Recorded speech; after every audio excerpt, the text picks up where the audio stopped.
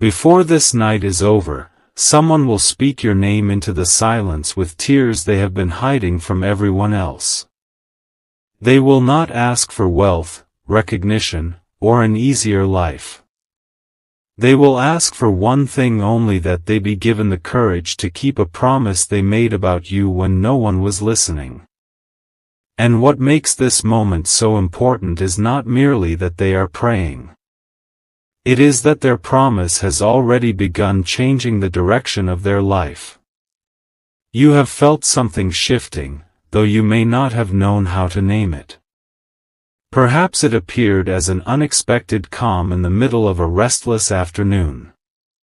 Perhaps you woke from sleep with the strange feeling that someone had just been thinking about you.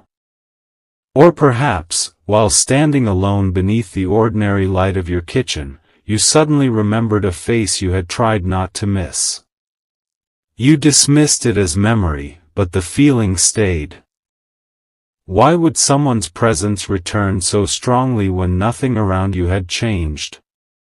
Far from where you were standing, a lamp was glowing beside a half-open window. Rain had begun tapping softly against the glass, and someone sat on the edge of a bed with both hands clasped so tightly that their knuckles had lost their color.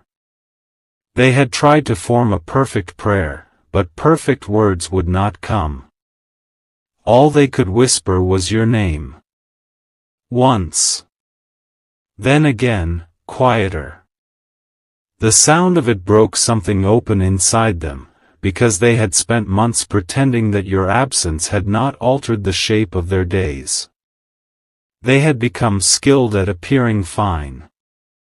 They answered messages, showed up when expected, laughed at the right moments, and kept their voice steady whenever someone asked about the future. Yet each evening, after the noise faded, they found themselves returning to the same unfinished thought: there was something they should have said to you before distance grew between you. What had they left unspoken that now followed them into every quiet room? It was not simply that they missed you. Missing someone can be familiar, even manageable. This was different. They remembered the smallest details with unsettling clarity: the way your expression changed when you were trying not to show disappointment, the pause before you answered a difficult question, the kindness you offered when you were carrying pain of your own. They had once mistaken those things for ordinary moments. Now they understood they had been witnessing the rarest part of you, the way you continued to care even when no one noticed the cost. That realization came to them unexpectedly. A few days earlier, they had been sitting across from someone in a crowded cafe. Cups clattered behind the counter, conversations overlapped, and sunlight moved across the table in thin golden bands. The person opposite them had asked a simple question: who made you feel safest when you were not at your best? They opened their mouth to give an easy answer, but your name rose immediately in their mind. Why had the truth arrived before they had time to protect themselves from it? They looked down at their untouched drink and said nothing. The person across from them noticed the change in their face and leaned closer. You thought of someone, they said. It was not an accusation. It was an observation, gentle and exact. Your person tried to laugh it away, but the sound did not belong to them. Then came the question that followed them home: did you ever tell them what they meant to you? That evening, they searched through an old conversation they had promised themselves they would never reopen. They scrolled past ordinary exchanges, unfinished plans, and messages that seemed harmless when they were first written. Then they reached one from you, a few honest sentences sent during a time when you were clearly trying to remain strong. You had not demanded anything. You had simply offered them a glimpse of your heart. They read it once, then again, and finally understood how carefully you had trusted them. The truth was difficult to accept. They had been so consumed by their own confusion that they failed to recognize what you were placing in their hands. You had not asked them to rescue you. You had only wanted them to remain present. But instead of stepping closer, they had hesitated. They told themselves they needed more time, more certainty, a clearer sign. Yet beneath every explanation lived a quieter truth. They were afraid that loving you fully would require them to become more honest than they had ever been. That night, they placed the phone face down and walked to the window. The streets below shimmered with rain. Headlights passed like brief streaks of silver, and somewhere in the distance a siren faded into the city. For the first time, they allowed themselves to imagine your life continuing without them. They pictured you laughing with people who had learned to value your presence. They imagined someone else recognizing the strength hidden beneath your gentleness. The thought did not make them jealous as much as it made them ashamed. Why had it taken the possibility of losing their place in your life for them to understand its worth? That was when the first prayer happened. It was not dramatic. They did not fall to the floor or speak with eloquence. They rested their forehead against the cold glass and whispered, "Please take care of them where I failed to." The words left their mouth before they could stop them. Then came another sentence, softer and more dangerous, "And give me one chance to make it right." But the prayer did not end there. Something changed in the room as they stood beneath the dim light. They began speaking aloud about things they had never admitted, not to friends, not to family, not even to themselves. They confessed how often they had searched for you in crowded places. They admitted that certain songs still carried the weight of conversations you once shared. They revealed that whenever something meaningful happened, you were still the first person they wanted to tell. Then they made a promise. You must understand why this promise matters. It was not born from temporary loneliness. They had experienced lonely nights before and survived them. It was not created by nostalgia, guilt, or the fear of being alone. Those feelings had visited them and passed. This promise came after a long season of resistance, after every excuse had become too weak to protect them from the truth. It came when they realized that the person they had been waiting to become would never arrive unless they chose to become that person now. They promised that if life placed an honest path back toward you, they would not hide behind silence again. They promised they would speak without manipulating your heart, without asking you to erase what happened, and without pretending that good intentions were enough. They would tell you what frightened them. They would admit where they failed. They would listen to what their choices had cost you.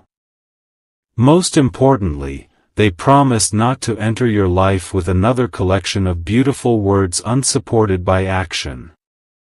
Yet there was another part of the promise, one they could barely say aloud. If they no longer choose me, they whispered, their voice breaking, I will still become someone who honors what their love taught me. That was the moment their prayer stopped being a request to possess you and became a vow to respect you. They were no longer asking for control over the ending. They were asking for the strength to approach you truthfully, even if your answer humbled them. And somehow, that surrender made their feelings more real than every declaration they had once rehearsed but never delivered. Since that night, they have begun changing things quietly. You would not see these changes from where you are. There has been no grand announcement, no public display, no carefully staged proof. But they have started confronting the habits that made them disappear when emotions became difficult. They have apologized to someone they once blamed unfairly. They have stopped seeking advice from people who encouraged their avoidance.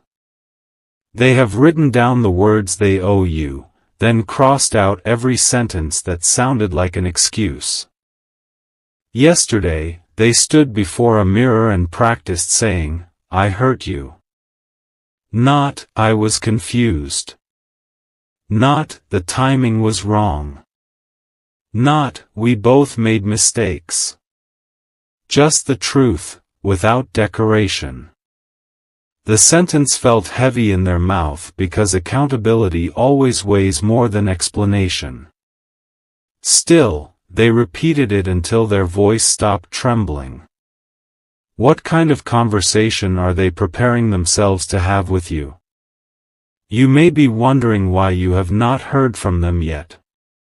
The answer is not that they have forgotten, nor that the prayer faded with the sunrise. They are waiting because they know your heart is not a door they can knock on carelessly.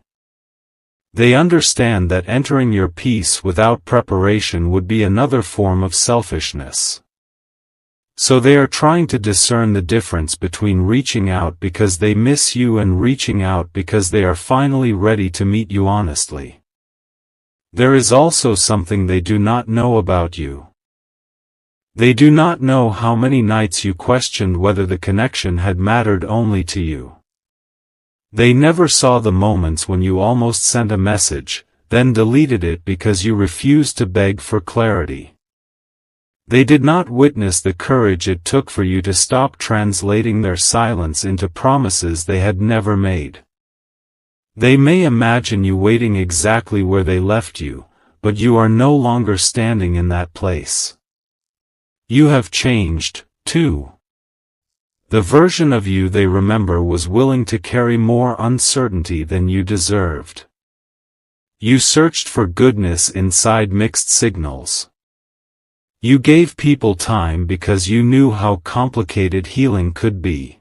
But somewhere along the way, compassion became a room where others rested while you remained exhausted. Eventually, you learned that understanding someone's wounds does not require you to become wounded by them. That lesson has reshaped your heart. You still love deeply, but you no longer confuse depth with endurance. You still believe people can transform, but you know transformation must be witnessed in choices, not promised during emotional moments. You have not become cold. You have become clear. And the person praying for you has begun to sense that if they approach you, they will not be speaking to the same soul who once accepted half answers. This is why their prayer has grown more specific. Tonight, they will not merely ask for an opportunity. They will ask for timing. They know a truthful message delivered at the wrong moment can still disturb a healing heart. They will ask for wisdom to recognize whether your silence is a boundary or an invitation to be patient.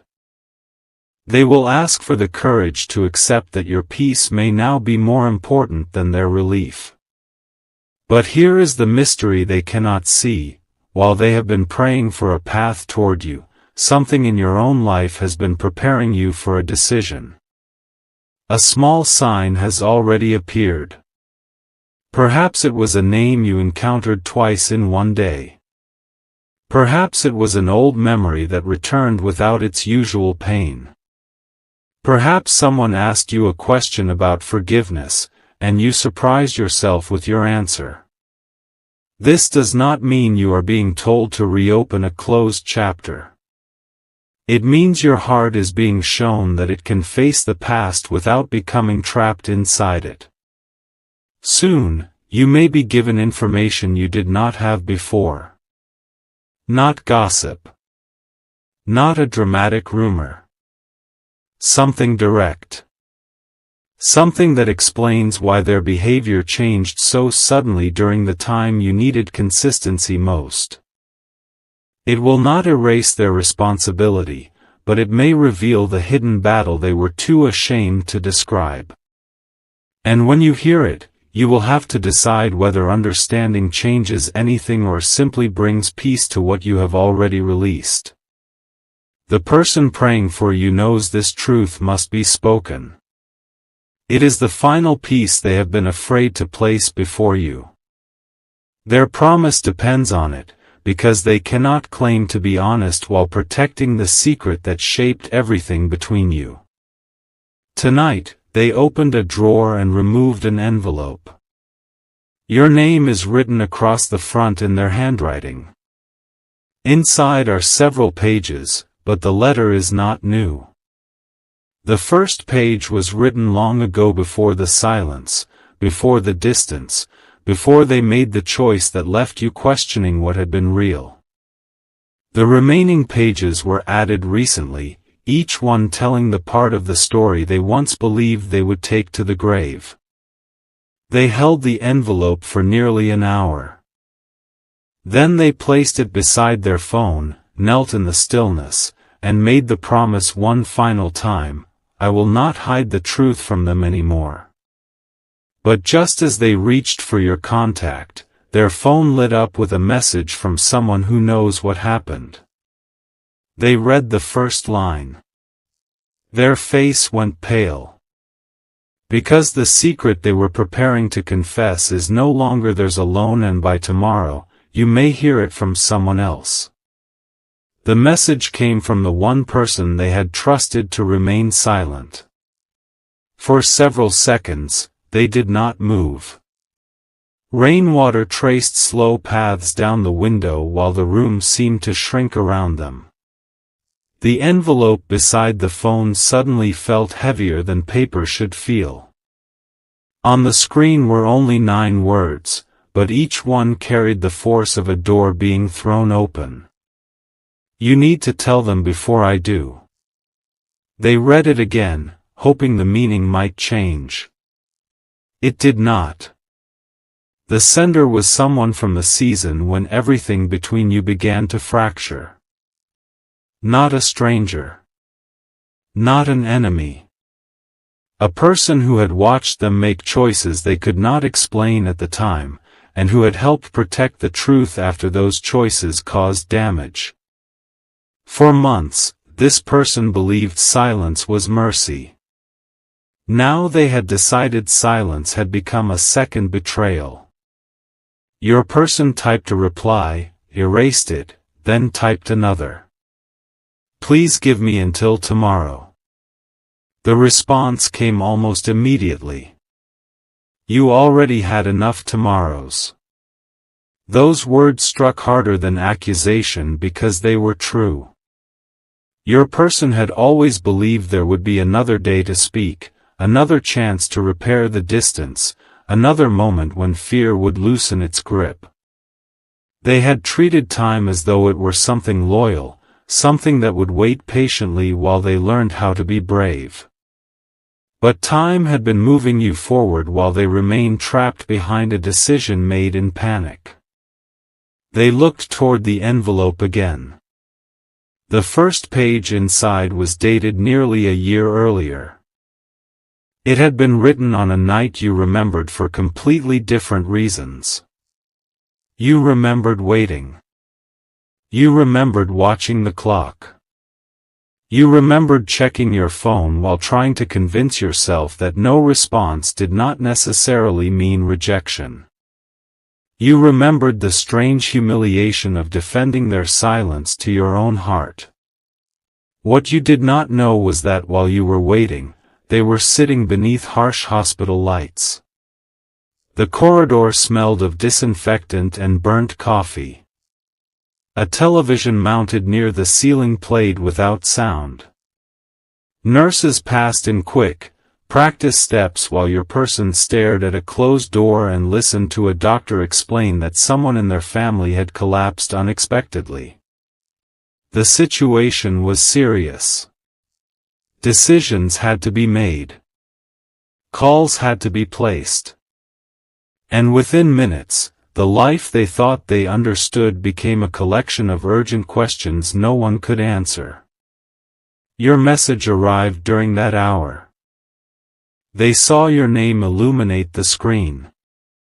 They read every word. And then, instead of telling you what was happening, they placed the phone in their pocket. This was the first truth hidden inside the letter.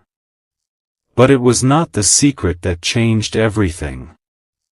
In the beginning, their silence came from shock. They told themselves they would call once they knew more. They did not want to frighten you with uncertainty. They did not want to explain something they could barely comprehend. By morning, however, the crisis had deepened, and another person had arrived at the hospital, someone whose presence complicated everything. It was the same person who had just threatened to tell you the truth. They knew the family.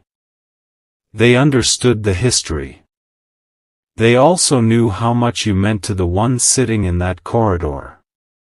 When your person finally confessed that you were waiting for an answer, this individual asked a question that would later become impossible to forget.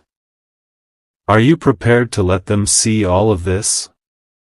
Your person did not know how to respond. All of what? They asked. The chaos. The responsibility. The part of your life you never show anyone. That question awakened an old fear. Your person had spent years presenting themselves as capable, composed, and dependable. They knew how to support others without revealing when they were struggling. They knew how to enter a room with confidence even when their thoughts were unraveling. But the crisis at the hospital stripped away that image. Suddenly, they were scared, uncertain, financially overwhelmed, and responsible for choices that would affect more than one life. They imagined telling you. Then they imagined the concern in your voice. And instead of feeling comforted, they felt exposed. This is where their explanation becomes difficult, because pain did not force them to disappear. Fear did. They feared that if you saw how unstable everything had become, you would begin viewing them as a burden. They feared your kindness would make you stay out of obligation. Most of all, they feared accepting your support and then losing you later, after they had become dependent on the safety you offered. So they made a decision that seemed protective in the moment and cruel in every moment after. They pushed you away before you could choose whether to remain. The person beside them in the hospital did not invent that decision, but they encouraged it. Handle your family first, they said. Do not pull someone else into this. At the time, the advice sounded practical. Your person was exhausted, terrified, and desperate for something simple to follow. They convinced themselves that distance would spare you. They believed they could return when the crisis had passed and explain everything neatly. But the crisis did not pass neatly. Days became weeks. Medical bills arrived. Family disagreements surfaced. A responsibility they had never expected became theirs alone. Every day they delayed speaking to you made the truth more difficult to deliver. Eventually, they were no longer hiding one terrible night. They were hiding an entire chain of choices.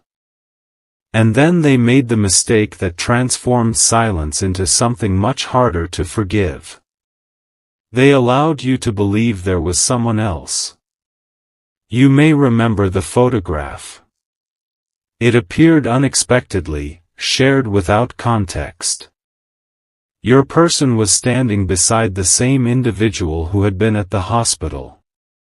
Their faces were tired, but from the outside, the image suggested closeness. There was no romantic relationship. There had never been one.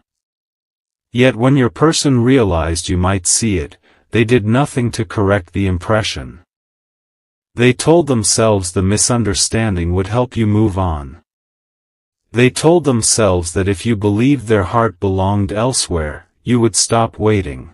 What they did not admit was that they were choosing the most cowardly path available, allowing you to blame yourself rather than revealing how frightened they had become. The person in the photograph objected. You cannot let them believe this, they warned. Your person answered, it is better than bringing them into the middle of everything. No, the other person said. It is easier for you. That sentence became the crack between them. The secret holder had protected the truth because the family crisis remained sensitive. Names were involved. Private details mattered. They believed your person would eventually come forward. But as the months passed, they watched your absence harden into a wound. They saw your person checking your social pages and asking mutual acquaintances indirect questions. They watched regret become ritual without ever becoming action.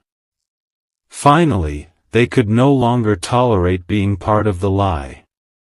That was why the message came tonight. Your person called them. The voice on the other end answered without greeting. I am writing to them, your person said. You have been writing for months. I mean, I am sending it. There was a long pause. In the background, a cabinet closed. Then the other person spoke with a calmness more frightening than anger. Do you know what your silence did to them? The question left your person unable to breathe properly. I know I hurt them.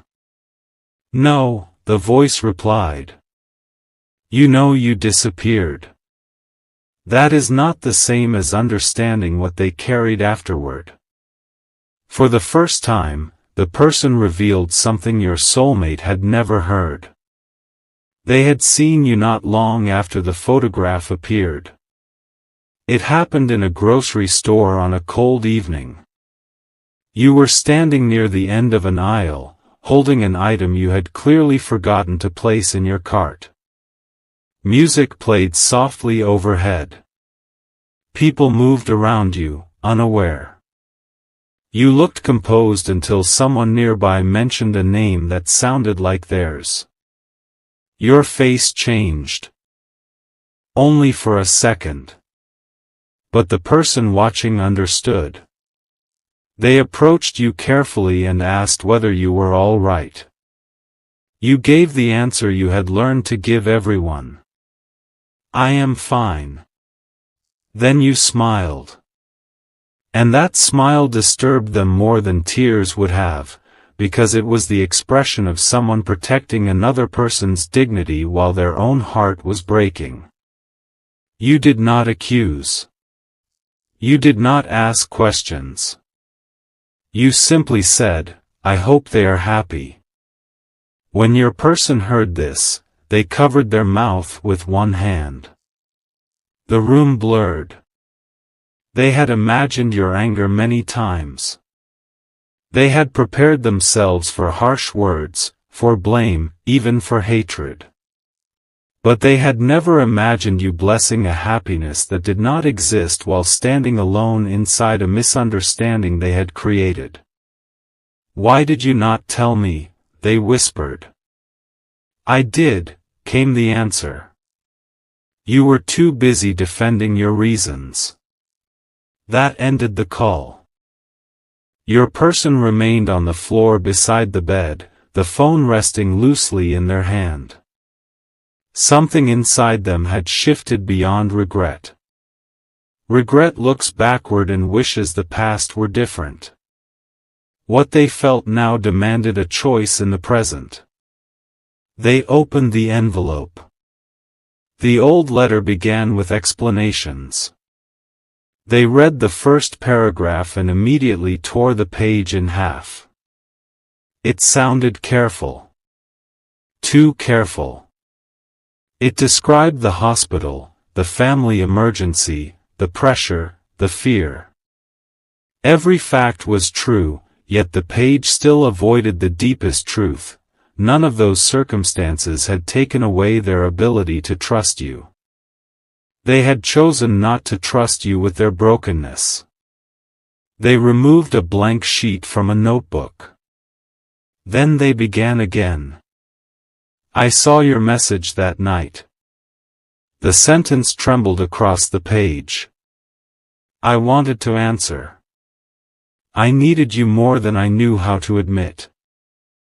But needing you frightened me, because I had spent my life believing love was safest when no one could see how much it mattered. They stopped and stared at the words. That was the confession beneath every other confession. The family crisis explained the timing. It did not explain the pattern. Long before the hospital, they had learned to withdraw whenever attachment became real. They could offer affection while escape remained possible.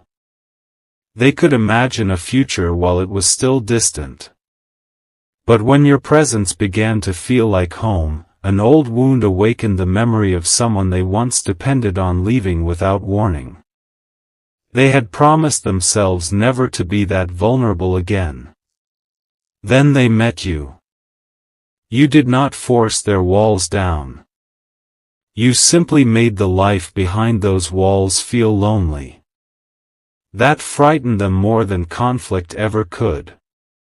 As they continued writing, the prayer they had spoken earlier returned in a different form. They were no longer asking for the right words to win you back. They were asking for the honesty to survive whatever your answer might be. Near midnight, they finished the letter. 7 pages. No excuses. No request for immediate forgiveness. At the end, they wrote, I do not know whether I still have a place in your life. But you deserve the truth before someone else gives you a version shaped by anger. They folded the pages and placed them inside a new envelope. Then they picked up the phone and opened your contact. Their thumb hovered over the blank message field. At that exact moment, somewhere else, you were awake. You had not been thinking about them. Not consciously. You were doing something ordinary, washing a glass, closing a book, adjusting the curtain before bed when your phone vibrated.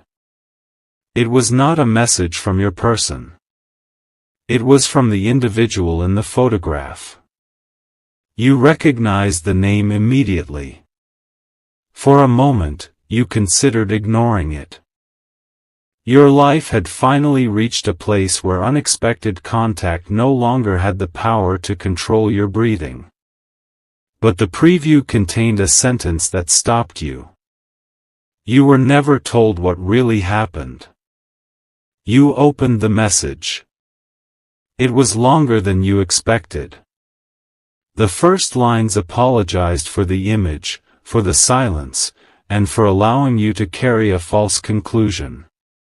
Then came the details of the hospital, the family emergency, and the fear your person had hidden. Your emotions did not move in the way anyone might have predicted. You did not feel immediate relief. You did not feel vindicated. You felt still.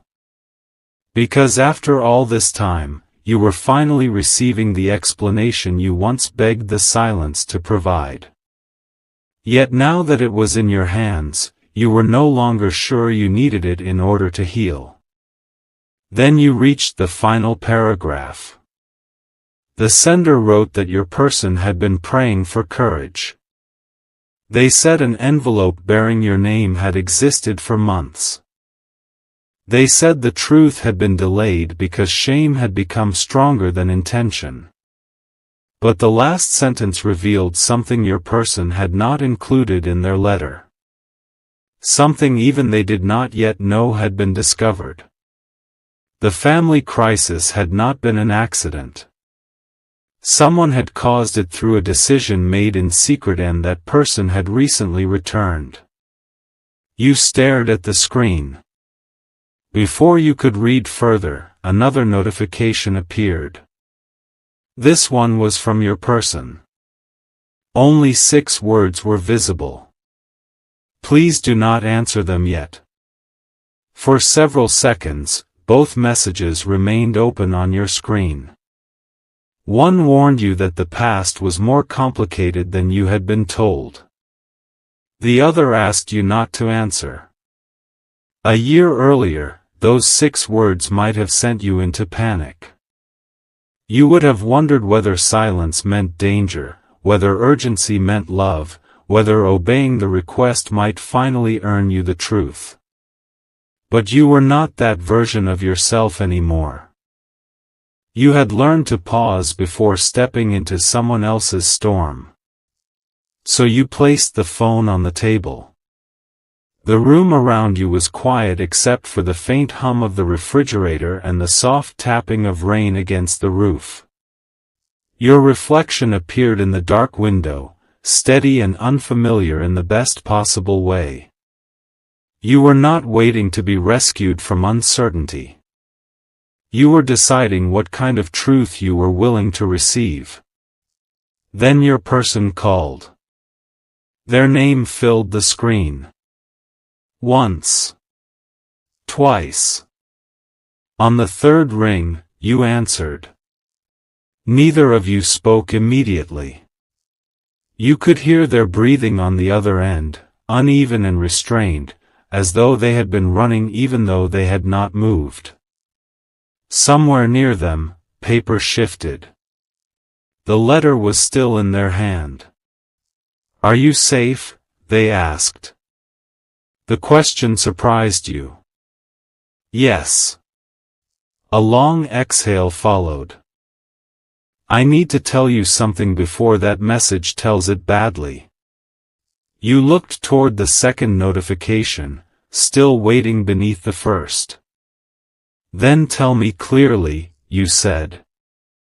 There was no anger in your voice.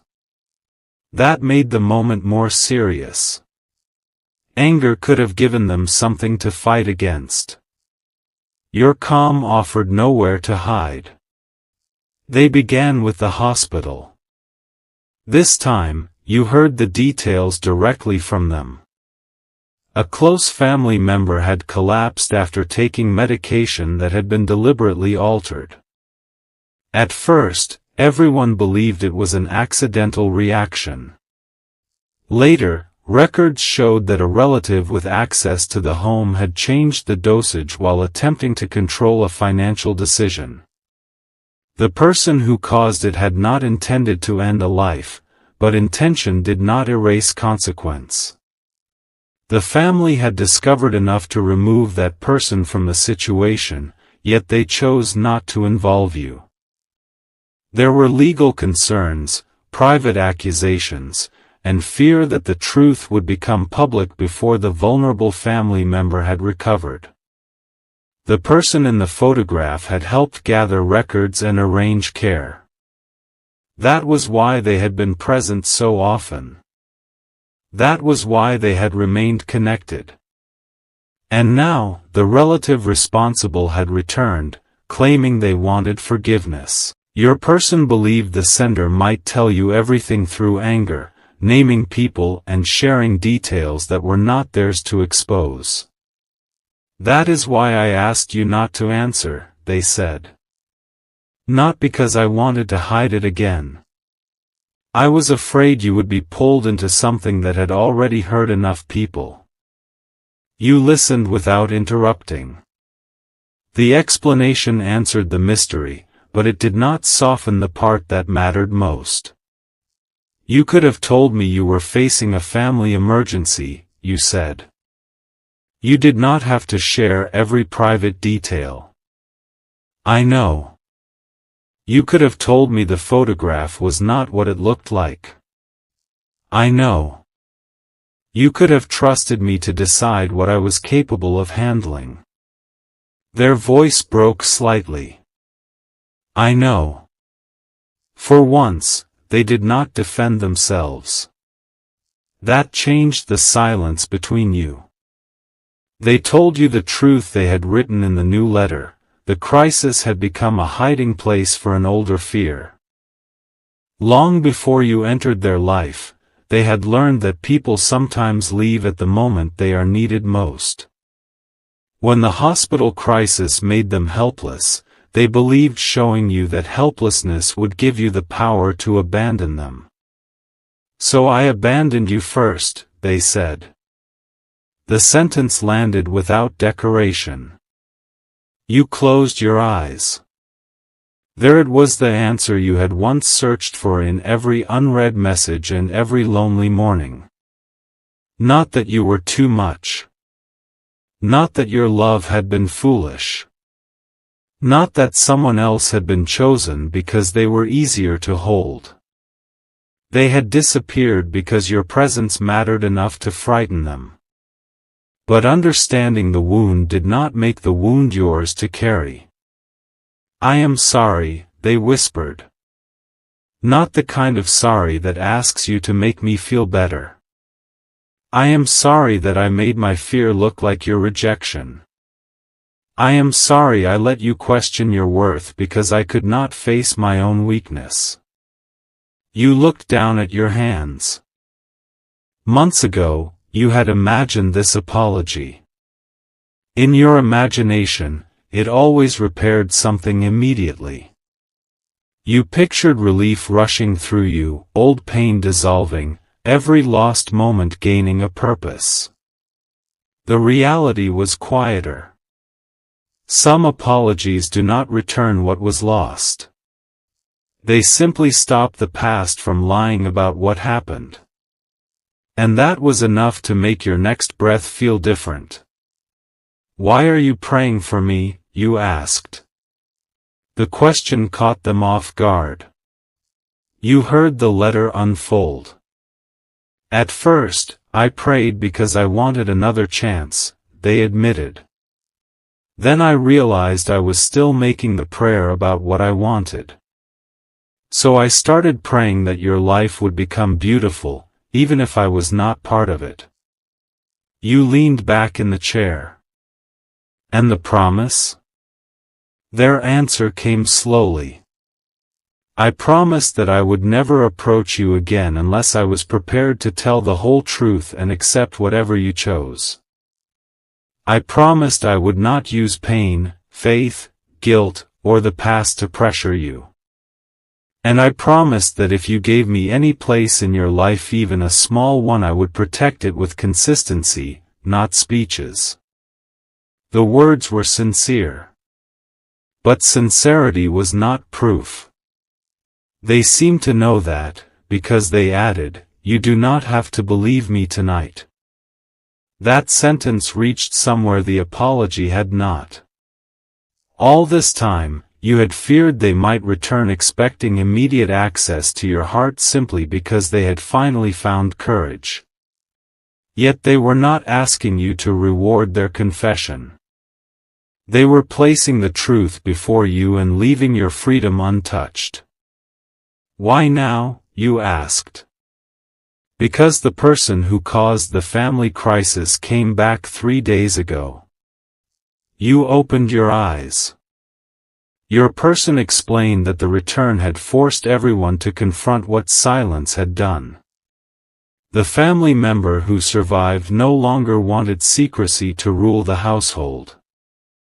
They had said something that struck your person with painful clarity. We cannot heal while protecting the choices that injured us. That sentence followed them into the night. They realized they had been doing the same thing with you, protecting the reasons for their behavior while leaving you alone with the result. The returned relative had asked to speak with the family. They admitted what they had done, not fully, but enough. They claimed fear had driven them, fear of losing money, control, and their place within the family.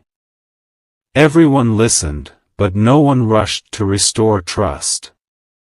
Forgiveness, they learned, did not require pretending access was safe. This was the lesson your person had been afraid to face with you. You could forgive them and still choose distance. You could understand them and still decline a future. You could believe their regret and still require evidence before reopening your life. I do not know what this means for us, they said. But I finally know that I am not entitled to decide. You turned toward the rain-darkened window. For so long, the unanswered story had lived inside you like a room with the lights left on. Even after you stopped entering it, some part of you knew it remained unfinished. Now the door stood open, and what waited inside was not a perfect explanation. It was a frightened human being who had made a damaging choice and was finally willing to name it. You were not required to return to the room. But you no longer needed to fear it. I forgive you, you said. The line went completely silent. You continued before they could misunderstand. I forgive you because I do not want your choice living inside my future. But forgiveness does not mean we continue from where we stopped. That place no longer exists. A quiet sob escaped them. I understand. No, you said gently. You are beginning to. That was not cruelty. It was truth. You told them about the months after they disappeared. You described how you replayed conversations, searching for the exact moment you had become unworthy of honesty. You told them about the photograph and the grocery store, about saying you hoped they were happy because admitting how deeply you were hurt would have felt like surrendering the last of your dignity. They listened. They did not interrupt to explain. When your voice tightened, they did not rush you toward forgiveness you had already offered. They allowed the consequences of their choices to be spoken fully. Then you revealed something they had not expected. There was a time I would have welcomed you back without asking whether anything had changed. They breathed in sharply. But that would not have been love, you continued. That would have been my fear of losing you again. The word surprised even you with their clarity. You had spent so long imagining that strength meant refusing to care. Now you understood that strength could look like caring deeply while still refusing to abandon yourself. I do not want to rebuild a fantasy, you said. I would only consider knowing who you are now. A fragile hope entered their voice. What would that look like? Slow. They waited. Honest. No promises about forever. No pretending the past is fixed because we had one conversation. You show me who you are through time. I decide what I feel without being rushed. And if either of us senses the old pattern returning, we name it instead of disappearing. Yes, they whispered. And the person who messaged me deserves an answer. Your person became tense again. What will you say? That I know enough. I will not enter your family conflict, and I will not become a place where private information is delivered through anger. You typed the response while still on the call. Thank you for telling me the truth about the misunderstanding. I have spoken directly with them. I hope your family finds healing, but I will not participate in private accusations or further messages about this matter. You sent it. The reply arrived a few moments later. I understand. I am sorry you were involved. The conversation ended there. No explosion followed. No hidden enemy appeared. No dramatic revenge was needed. A boundary had closed the door that fear once left open. Your person was still holding the letter. Would you like me to send it? They asked. You considered the question. No. They sounded surprised. Why? Because you already told me what mattered. Keep the letter. They looked down at the pages. What should I do with it? Read it when you are tempted to hide again. For the first time that night, a small sound of laughter moved between you. It was not joyful enough to erase the weight of the conversation, but it was warm. Human. A thin line of morning beneath a long door. Outside your window, the rain began to soften. Neither of you noticed immediately how much time had passed. The conversation had moved beyond confession into something simpler. They asked how you had been, not as a doorway into romance, but with genuine attention. You told them about changes in your life they had missed. New routines. A decision you had made for yourself. A place you had visited alone and unexpectedly loved. They listened to every detail. At one point, they said, "You sound different." I am glad. The answer carried grief, but also respect. They understood that your growth had not happened for them. You had not become stronger so they could return to a better version of you. You had become stronger because life required you to choose yourself when they would not. That truth did not push them away. It taught them how they would need to approach. Before the call ended, they asked one final question. May I contact you again? You did not answer immediately. The old part of you wanted to say yes quickly, afraid hesitation might make the opportunity disappear. The newer part of you knew that anything genuine could survive a thoughtful pause. You may call me next Sunday afternoon, you said.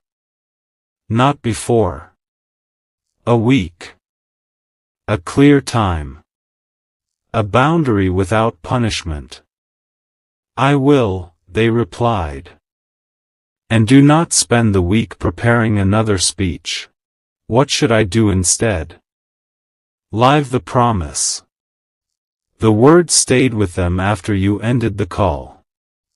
For the next 7 days, there were no unexpected messages. No indirect posts. No attempt to create urgency. They kept the space you requested. They returned to the family situation and made choices they had once avoided. They spoke with a counselor. They helped create protections for the relative who had been harmed. They told the person from the photograph that secrecy had ended, but private pain would no longer be used as a weapon. They stopped checking your online presence for signs and began focusing on becoming steady when no one was watching. You lived your week too. At first, you expected anxiety to return. You thought you might count the days or replay the conversation. Instead, something peaceful settled over you. Whether Sunday brought a beginning, an ending, or simply another honest exchange, you knew you would remain whole. That was the greatest change of all. Their prayer had once seemed to place your future in their hands. But it never had. You were not waiting for someone else's promise to save your life. You were deciding what access truth, accountability, and patience could earn. Sunday arrived beneath a clear sky. At the agreed time, your phone rang. You answered. Their voice was calmer. They did not ask whether you missed them. They did not ask whether you had decided to try again. They told you one true thing they had done during the week, then asked one honest question about your life. The conversation lasted 20 minutes. The following week, it lasted 30. There was no sudden reunion beneath dramatic lights. No perfect declaration that healed everything at once. What grew instead was quieter and more difficult to imitate, reliability.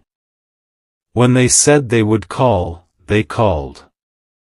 When a conversation became uncomfortable, they remained present. When they did not know what to say, they admitted it. When you needed space, they gave it without turning your boundary into a punishment. Months later, you stood together outside the same cafe where someone had once asked them who made them feel safe. The evening air carried the scent of coffee and wet pavement. People moved through the street around you, each carrying stories no stranger could see. Your person looked at you and said, "I used to think keeping my promise meant convincing you to choose me." You waited. Now I know it means becoming trustworthy enough that your choice can remain free. There was no pressure in their expression. Only truth. You reached for their hand not because an unseen force demanded it, not because loneliness had weakened you, and not because the past had been erased. You reached because time had shown you something words could not. They had kept the promise. Not perfectly, but consistently. And you had kept a promise of your own, the one you made silently after surviving their absence. You would never again lose yourself in order to keep another person near. That was why the connection could finally become something new. Not a return to what had been. A beginning built by two people willing to live in the light. My beloved child, may you remember this: whenever someone brings you a promise, you are allowed to listen, but you are not required to surrender your wisdom. May you recognize the difference between beautiful words and faithful action. May your heart remain tender without becoming unprotected, and may every person who enters your life honor the peace you fought to create. May the truth reach you without destroying you. May forgiveness release you without chaining you to the past. May love, when it comes, meet you openly without games, confusion, or hidden doors. And may you never forget that what is truly meant to grow beside you will not ask you to disappear in order to preserve it. If this fictional story touched something deep within you, write, "I choose honest love," in the comments. Let those words become a reminder that you deserve connection built on truth, patience, and respect. Share this message with someone who may need hope tonight, and subscribe so you can join us for more stories that bring comfort, courage, and light to the quiet places of the heart.